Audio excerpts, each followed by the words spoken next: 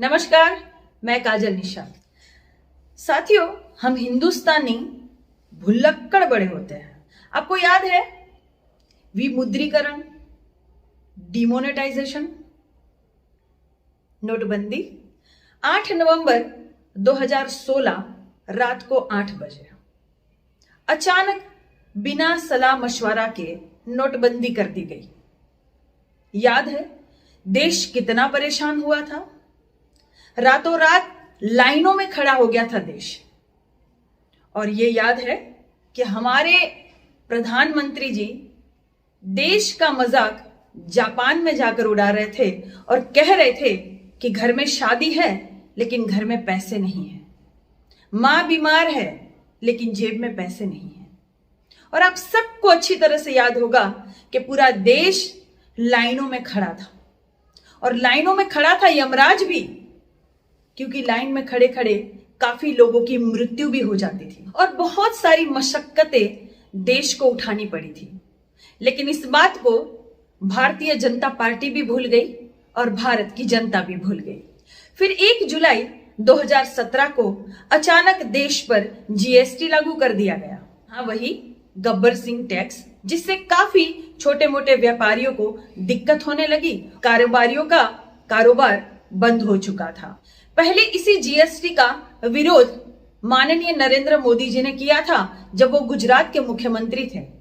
लेकिन जैसे ही वो भारत देश के प्रधानमंत्री बने, उन्होंने फिर से वही जीएसटी बहुत गलत तरीके से लागू कर दी और हमारे देश की अर्थव्यवस्था डगमगाने लगी। लेकिन इस बात को भारतीय जनता पार्टी भी भूल गई और भारत की जनता भी भूल गई। फिर 14 फरवरी 2019 को पुलवामा हमला हुआ। श्रीनगर के राष्ट्रीय राजमार्ग पर हमारे सीआरपीएफ के जवानों को ले जाने वाले वाहन पर एक आत्मघाती हमला हुआ था, जिसमें 40 से भी ज्यादा हमारे भारतीय सैनिक शहीद हुए थे। 350 किलो आरडीएक्स भरी हुई एसयूवी गाड़ी कहां से आई, कैसे आई? हमारी सुरक्षा में ऐसे कैसे किसी ने भी सेंध लगा दी?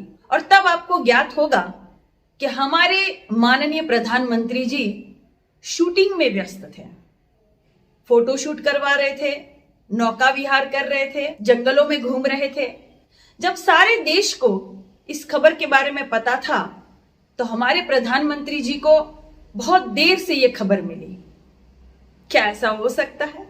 3:10 पर पूरे देश को और पूरी दुनिया को पता चल चुका था, लेकिन 6:45 तक हमारे माननीय प्रधानमंत्री मोदी जी जंगलों में भ्रमण करते रहे। लेकिन इस बात को भी भारतीय जनता पार्टी भी भूल गई और भारत की जनता भी भूल गई। 30 जनवरी 2020 से ही खबरें आना शुरू हो गई थी कि कोरोना वायरस भारत में फैलने वाला है। लेकिन इसके बावजूद भी 24 फरवरी 2020 को नमस्ते ट्रंप का आयोजन किया गया। अहमदाबाद में ये रैली अमेरिकी राष्ट्रपति डोनाल्ड ट्रंप के मेजबानी के लिए की गई थी। गरीबी को छुपाने के लिए दीवार चुनवाई गई थी और इस रैली में सहभागी बने थे लगभग 1,25,000 लोग। बताया जा रहा है कि कोरोना वायरस इसी से सबसे ज्यादा फैला था। 24 मार्च 2020 को 21 दिनों के लिए अचानक ही लॉकडाउन कर दिया गया और पूरे देश से ताली और थाली भी बजवा दी गई। तपती धूप में मासूम बच्चे पैदल पैरों में छाले पड़ रहे थे और लगातार मीलों मील चले जा रहे थे। लग रहा था कि जैसे पूरा भारत सड़कों पर उतर आया है। लोग अपने घर जाने को बेताब थे। कई गर्भवती महिलाएं अपने संतान को रास्ते में ही जन्म देने को मजबूर हो गई थी। न कोई दवाई थी, न कोई डॉक्टर्स थे, न यातायात के साधन थे, न खाने पीने की कोई सुविधा। ट्रेनों की भी हालत आत्मनिर्भर हो चुकी थी। बिस्किट के पैकेट तो छोड़िए, पीने को पानी तक नसीब नहीं हो रहा था। और ट्रेनों की पटरी पर मजदूर सोने को मजबूर हो गए थे, थक कर, बेहाल होकर, और उन पर ट्रेन भी चढ़ गई थी और बहुत परेशानी उठानी पड़ी थी लोगों को। लेकिन इस बात को भी भारतीय जनता पार्टी भी भूल गई और भारत की जनता भी भूल गई। 50 दिन मांगे थे मोदी जी ने और चौराहे पर आने का वादा भी किया था। ये सब तो छोटी मोटी घटना हमें याद ही नहीं रहती, फिर मोर को दाना खिलाना और एक ही गार्डन में 6 बार कपड़े बदल बदल कर फोटो शूट करना हमें कहां से याद रहता है। और इस बीच कई राज्यों की सरकार गिराई जा रही थी, बिगाड़ी जा रही थी, बनाई जा रही थी और बिहार के और बंगाल की चुनाव की रैलियां भी जोरों शोरों से चल रही थी। मास्क न लगाने पर हमें कई कई हजार दंड भरना पड़ रहा था, लेकिन रैलियों में नेता जो थे वो आराम से बिना मास्क के घूम रहे थे। फिर किनारों पर लाशों को दफनाना, उन्हें रामनामी उड़ाना और गंगा जी में लाशों का तैरना या फिर जानवरों द्वारा लाशों को चीरना फाड़ना, ये सब हमें कहाँ याद रहता है। फिर सूरत में वो चिमनी का पिघल जाना, ये सारी बातें भारतीय जनता पार्टी भी भूल गई और भारत की जनता भी भूल गई। याद नहीं है लोग किस तरह ऑक्सीजन के लिए तड़प रहे थे। न डॉक्टर्स, न वेंटिलेटर्स, न दवाई, न अस्पताल, किसी की भी सुविधा नहीं की गई थी सरकार की तरफ से। और फिर सरकार का बेशर्मी वाला बयान कि ऑक्सीजन से एक भी मृत्यु नहीं हुई, और फिर वो आंकड़ा कि जिसमें सिर्फ 55 लाख लोग ही कोरोना वायरस से मरे हैं, जबकि आप भी जानते हैं और हम भी जानते हैं कि करोड़ों लोग अपनी जान गंवा चुके थे। लेकिन इस बात को भारतीय जनता पार्टी भी भूल गई और भारत की जनता भी भूल गई।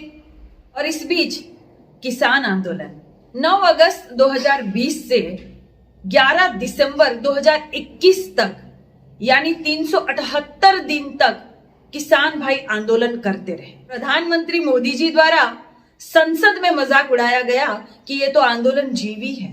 फिर खालिस्तानी, पाकिस्तानी, न जाने क्या क्या कहा गया उनको। मोदी जी द्वारा और मोदी जी द्वारा किसान भाइयों का मजाक उड़ाया गया, पानी की बौछारें चलाई गई, राहों में कीले लगाए गए, राहों में खड्डे भी खोदे गए और कई बार लाठीचार्ज भी करवाया गया। और इस बीच 700 से भी ज्यादा किसान भाई शहीद हुए। लेकिन इस बात को भारतीय जनता पार्टी भी भूल गई और भारत की जनता भी भूल गई। गलवान घाटी की वो हिंसक घटना 15 जून 2020 को पूर्वी लद्दाख की गलवान घाटी पर हमारे भारतीय सैनिक और चीन के सैनिक के बीच हिंसक घटना हुई थी, जिसमें हमारे 20 सैनिक शहीद हुए थे। लेकिन 20 जून 2020 को मोदी जी बयान देते हैं कि न हमारी सीमा में कोई घुसा है, न कोई घुसा हुआ है। लेकिन इस बात को भारतीय जनता पार्टी भी भूल गई और भारत की जनता भी भूल गई। और 7 नवंबर 2021 को खबर आती है कि अरुणाचल प्रदेश में चीन हमारी सीमा में 5 किलोमीटर अंदर घुसकर 100 घर का एक गांव बसा चुका है। और इस पर मोदी सरकार की तरफ से कोई भी बयान नहीं आता है। और इस बात को भारतीय जनता पार्टी भी भूल गई और भारत की जनता भी भूल गई। और इस बीच नवंबर 2021 में ही दैनिक भास्कर में खबर छपती है, भारत की 7100 एकड़ जमीन पर नेपाल का कब्जा और प्रशासन को बोलने की इजाजत नहीं है। इस बात को भी भारतीय जनता पार्टी भी भूल गई और भारत की जनता भी भूल गई। अग्निवीर और नीट की एग्जाम हो या टेट की परीक्षा हो या पापी पेट की परीक्षा हो, सभी के पेपर लीक होने की खबरें आती रही। और पेट की एग्जाम देने जा रहे उन विद्यार्थियों का हाल मैंने तो पहले ही कहा था कि वो कावड़ यात्री नहीं है जिन पर फूलों की बारिश होगी, वो भारत के भविष्य है, विद्यार्थी है। तो यातायात के कोई साधन की सुविधा भी सरकार द्वारा नहीं की गई थी। लेकिन इस बात को भी भारतीय जनता पार्टी भी भूल गई और भारत की जनता भी भूल गई।